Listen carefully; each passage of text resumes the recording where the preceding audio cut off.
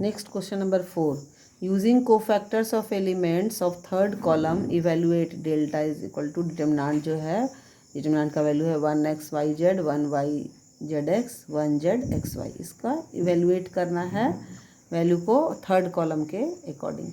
तो हम लोग यहाँ देखते हैं थर्ड कॉलम में A13 first row third column का एलिमेंट है yz, second row third column का एलिमेंट है zx और थर्ड रो थर्ड कॉलम का एलिमेंट है xy। अब एक्सपेंडिंग कर रहे हैं अलॉन्ग थर्ड कॉलम, मतलब C3 के अलॉन्ग एक्सपेंड कर रहे हैं, तो डिटर्मिनेंट का वैल्यू क्या होगा, बताए थे कि जो एलिमेंट होता है किसी रो और कॉलम का उसके करस्पॉन्डिंग कोफैक्टर से मल्टीप्लाई करके प्लस करते हैं, वही डिटर्मिनेंट का वैल्यू आता है। तो यहाँ हम लोग थर्ड कॉलम के अलॉन्ग अगर एक्सपेंड करना है, इसको वैल्यूएट करना है, तो थर्ड कॉलम का एलिमेंट लेंगे, उसका करस्पॉन्डिंग कोफैक्टर से मल्टीप्लाई करेंगे और उसके बाद उसको ऐड करेंगे।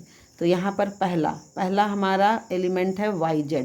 अब इसका कोफैक्टर चाहिए, तो yz कौन सा, फर्स्ट रो फर्स्ट कॉलम का थर्ड कॉलम का एलिमेंट है, तो -1 टू द पावर 1 + 3। इसको हम लोग इधर भी लिख सकते थे, ये एलिमेंट है और ये कोफैक्टर एक साथ बनेगा।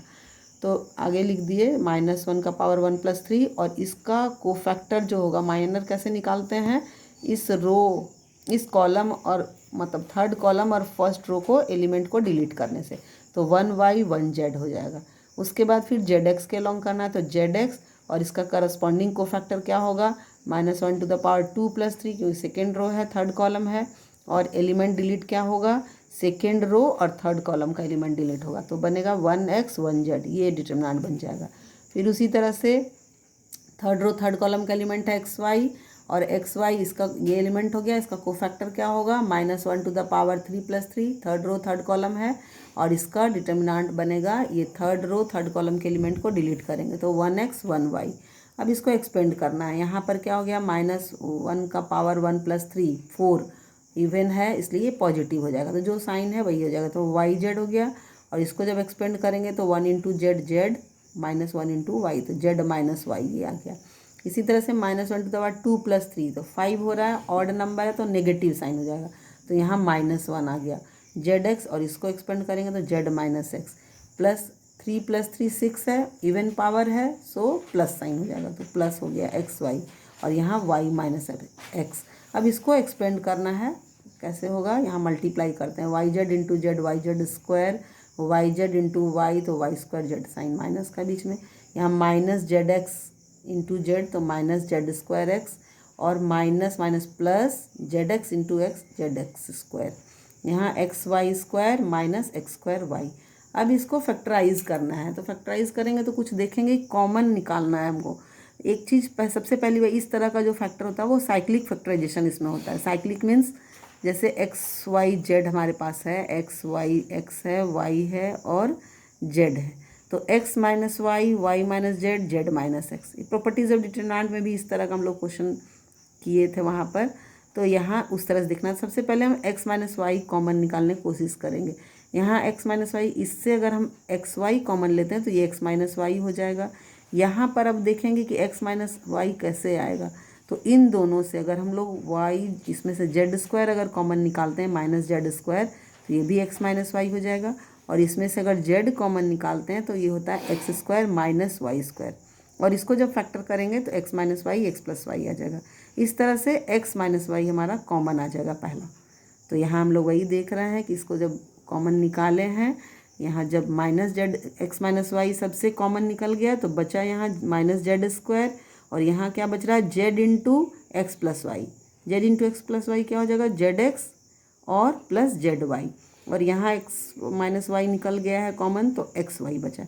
अब इस तरह से अब यहाँ हमको क्या करना है, y - z को कॉमन निकालना है, फिर z - x बनेगा। y - z कॉमन निकालने के लिए y - z कॉमन कैसे निकलेगा, अगर हम लोग इन दोनों से यहाँ पर देखते हैं, ये इन दोनों से अगर हम लोग एक साथ करते हैं और z कॉमन निकालेंगे तो y - z हो जाएगा, और इन दोनों में अगर हम x कॉमन निकालेंगे तो y - z हो जाएगा। तो आगे हम लोग नेक्स्ट स्टेप में यही करेंगे। यहाँ से x - y हो गया, और इसमें क्या किए हैं, इन दोनों से z को बाहर निकाले, तो यहाँ हो जाएगा y - z, और यहाँ से हम लोग -x को बाहर निकाले हैं तो ये भी हो गया y - z। इस तरह से y माइनस जेड को कॉमन निकालेंगे, तब बचेगा हमारे पास z माइनस एक्स। ये इसका इवेलुएट करने के बाद यही आंसर आ रहा है। थर्ड कॉलम के अलॉन्ग जब एक्सपेंड किए तो ये आंसर आ रहा है। बच्चों एक चीज़ यहाँ पर ध्यान देनी है कि हम लोग जो कहे थे कि किसी भी डिटर्मिनेंट का वैल्यू उसके एलिमेंट को उसके करस्पॉन्डिंग को फैक्टर से मल्टीप्लाई करने के बाद जोड़ के आता है। जैसे अगर हम लोग इसमें ये डिटर्मिनेंट है, एक डिटर्मिनेंट है डेल्टा, इसके एलिमेंट्स हैं ये A11 A12, expanding along R1, अगर हम लोग फर्स्ट रो के अलॉन्ग इसको एक्सपेंड करते हैं तो इसका क्या वैल्यू आ जाएगा, A11 इसका एलिमेंट है, फर्स्ट रो में पहला एलिमेंट A11 है और इसके करस्पॉन्डिंग को फैक्टर क्या हो जाएंगे A11 कैपिटल, प्लस ये प्रोडक्ट हो गया एलिमेंट और उसका को फैक्टर का। फिर उसी तरह से फर्स्ट रो का दूसरा एलिमेंट जो सेकेंड कॉलम वाला है A12 लेंगे और इसके को फैक्टर करस्पॉन्डिंग को फैक्टर कैपिटल A12 है। फिर उसी तरह से फर्स्ट रो का थर्ड कॉलम का एलिमेंट है A13, तो A13 और उसका करस्पॉन्डिंग को फैक्टर है A13। तो इस तरह से एलिमेंट और उसके करस्पॉन्डिंग को फैक्टर को मल्टीप्लाई करते हैं और उसको सम करने के बाद किसी रो या किसी कॉलम के अकॉर्डिंग हम लोग एक्सपेंड करके डिटर्मिनेंट को फाइंड कर सकते, इवेलुएट कर सकते हैं। एक चीज़ अगर है, अगर कोई एलिमेंट लेते हैं और उसका करस्पॉन्डिंग को फैक्टर नहीं लेके किसी और कॉलम या रो का को फैक्टर से जब मल्टीप्लाई कर देंगे तो इसका वैल्यू 0 आ जाता है। ये हम लोग वेरीफाई कर सकते हैं किसी भी क्वेश्चन के लिए। वही यहाँ है कि इफ़ एलिमेंट ऑफ ए रो और कॉलम आर मल्टीप्लाइड विथ को फैक्टर ऑफ एनी अदर रो, जिस रो और कॉलम का एलिमेंट है उसको किसी दूसरे रो या कॉलम के को फैक्टर से अगर मल्टीप्लाई करते हैं देन देयर सम इज़ 0, इसका वैल्यू 0 आ जाता है। इसको आप वेरीफाई करेंगे। Thank you.